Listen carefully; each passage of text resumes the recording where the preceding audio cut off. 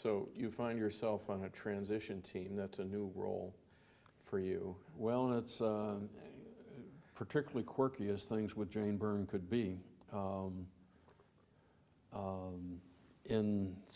Lou Massotti becomes head of the transition team for Jane Byrne. Jane had come out to speak to a group of political scientists that Lou and a couple of others had put together. We were meeting regularly and talking about city issues. And so Jane had gotten to meet Lou Massotti and liked him, and he's at Northwestern University. He is to head a transition team, and I get put on the transition team, and I say, I'll do it, but what I want to do is study. I don't want to get involved in who should be the planning commissioner or the urban renewal commissioner or any of those things. I want to look at the operations of government and what should be done to make it better. And so that sounds like a great offer to Lou, and so he says, fine, do it. So we publish from the University of Illinois a 400-page document that outlines every department and says what should be done to improve the operation of the street department or the police department or whatever. And we do it with students working at the bottom level, getting the information, and then experts culling the information and writing the recommendations, and then several of us editing us. It's a major project, the first one like it that had been done at the university. So I took the transition team ideas seriously and used the students in my class because it was a great learning experience for them to really learn city government. And I still today assign students in my Chicago Future class to act as if they were on a transition team and study a single agency. And I give them the detailed kind of questionnaire we use if we're actually doing that. We produce this, let's say, at least a good report, the best one that ever been written in the city till that time. Lou Massotti, in the meantime, is having a wonderful time saying we ought to fire the plan commissioner and this and that and the other. Jane Byrne wins the election. She goes off for her vacation for a week or something like that. And Lou is making the mistake of making pronouncements that we're going to replace this commissioner and that commissioner. And Jane, being very possessive about the PR side, gets totally irate that someone would upstage her. She hasn't said the plan commissioner should be replaced or whatever. I don't remember who the people were. Wasn't very significant, but Lou overstepped himself. And so she fires Lou Massotti. And that means that the transition team report, which is mostly the real report we did, and an overlay of who should be hired and fired and who are possible candidates for government, she essentially throws in the wastebasket. It's a file drawer somewhere in the bowels of City Hall.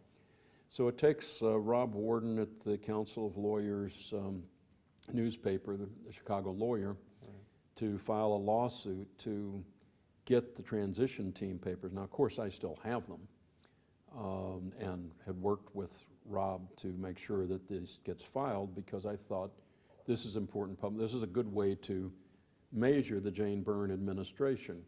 The transition team said this was what's wrong with Department A. Did she do anything about what's wrong with Department A? Did they follow the recommendations? And so the papers get very interested when the lawsuit begins to be settled and Jane Byrne can't seem to find or none of her staff can find the transition team. So I turn over the transition team documents to the Tribune. Rob Warden gets mad because he thinks the Chicago Lawyer is going to be scooped, and he gives them over to the Sun-Times. So everybody that Sunday is publishing the entire transition team, which is much better exposure than we would have ever gotten. But nothing came of any of it. That is, that none of this created change at the actual level of governance. The recommendations didn't get followed by Jane Byrne. It may have given some ideas to people as they read, oh, well, why do we have 5 loaders, 5 people running a garbage truck? Can we have 3? So it was very worthwhile, but it wasn't. One thing about transition teams is most often the person that you write them for doesn't use them. Most recent example was Todd Stroger after he got elected to county board president. I'm on his transition team. Again, we do all this stuff. We find, county government's in worse shape than city government was under Jane Byrne. It's a total mess. there are lots of simple things that can be done to make major changes. And again, the long and the short is that they don't do it, they don't publish them, and they make us sign a pledge beforehand that we own, we'll never release this, and that we would go to jail if we did, which wouldn't mean I wouldn't if there were a good reason to, but transition teams sometimes work and sometimes they don't. And it depends on who you're writing them for, and you can't always know. So I'm just thinking this is our first formal connection, because I was at the time one of the reporters with Rob Warden for Chicago Yes. Lawyer, and 2 years away from becoming president of the Council of Lawyers myself, and I had forgotten about that episode. Well, it was very useful. It just isn't, things don't often work in a straightforward way. Right. Now, Jane Byrne is now mayor. She hasn't read the transition report probably, but No. Was that, did you have any other dealings with her as mayor? Oh, not really to speak of. She said some very nice things according to the oral histories of the time, or at least the books about Jane Byrne, to Marty Overman about how impressed she was with Simpson and Singer and Dupre, and how she's going to carry that on. And she tells Marty Overman that, yes, Marty and Bill Lipinski had put together a block in the city council, which, a machine reform block, sort of like the old Coffee Rebellion and the Independents, would have been a majority of the council, barely, and Jane Byrne could have given Marty and Lipinski the power and then run a straightforward, regular, let's say, reform administration. Right. Instead, she goes back to Verdoliak and Burke, gives them the power, they become the controlling force in the city council. So yes, she gets her legislation passed, but certainly not any of most of the reforms of any sort, whoever recommends them. So she had a turning point. But so if she thought highly of me according to this, once in a while I may have run across her at a social event over the decades since, but no, I didn't have a role with the Byrne administration. And it actually, after the Byrne administration was underway for a while, particularly with the transition team and all, Milt Rakoff and I were team teaching this Chicago Future course by then. And by then Milt is, I'm not sure exactly the year, but beginning to get cancer and is going to die within a few years. But before that, he and I, when we had taught the course before, had a sort of debate. Is Richard J. Daley or Michael Bilandic a good mayor and so forth? And we would take the opposite side. He was a supporter of Daley, Bilandic, the machine. But he and I came to agree that both of us thought Byrne was a bad mayor. And so it was an odd transition. For the same reasons or different reasons? Probably different reasons, but there was enough we never quite spelled out all the reasons, so there was enough overlap that it wasn't, the course no longer could get a debate that way, so we bring in outside people. There weren't a lot of thoughtful defenders of Byrne after a year or so in office.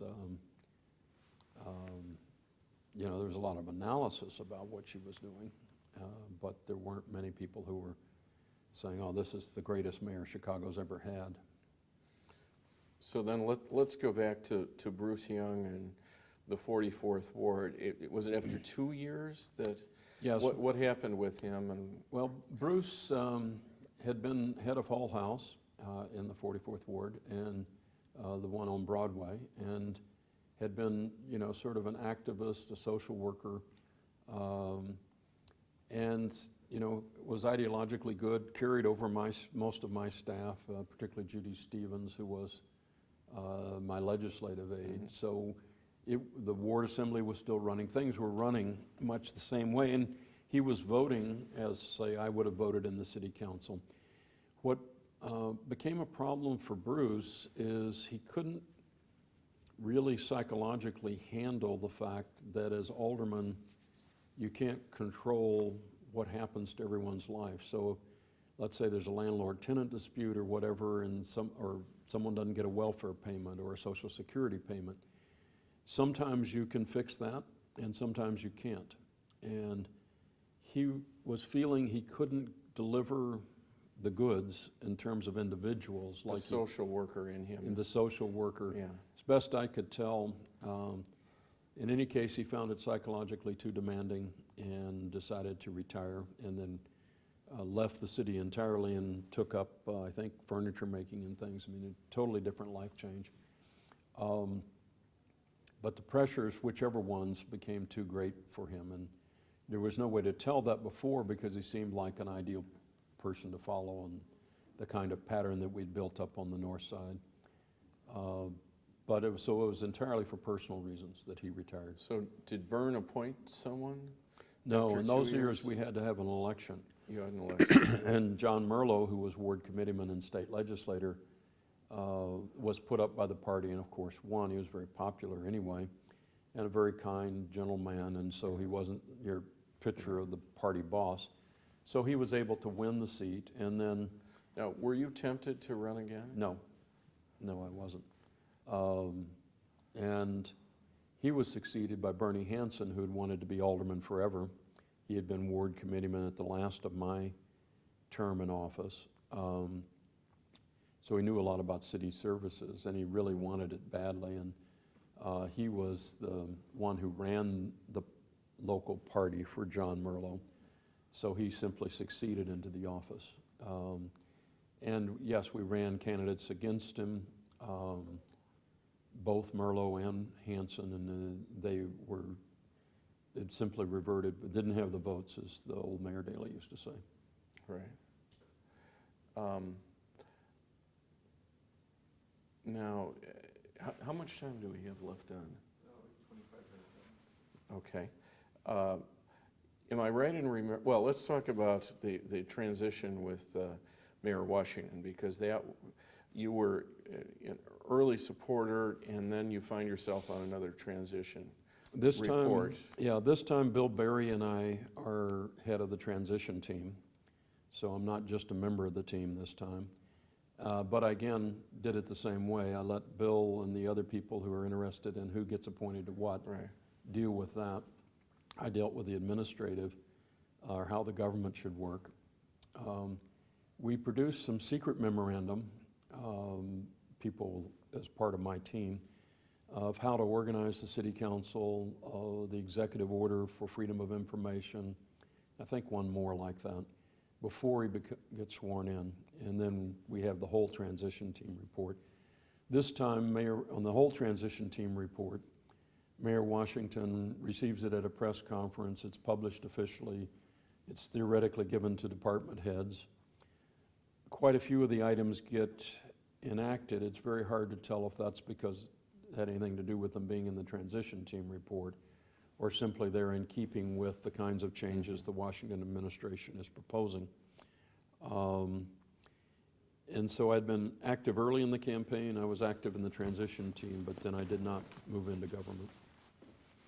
And was that a choice? Yes. Yeah, I suspect if I'd said, gee, I'd really like to head the such and such, I could probably have gotten an appointment.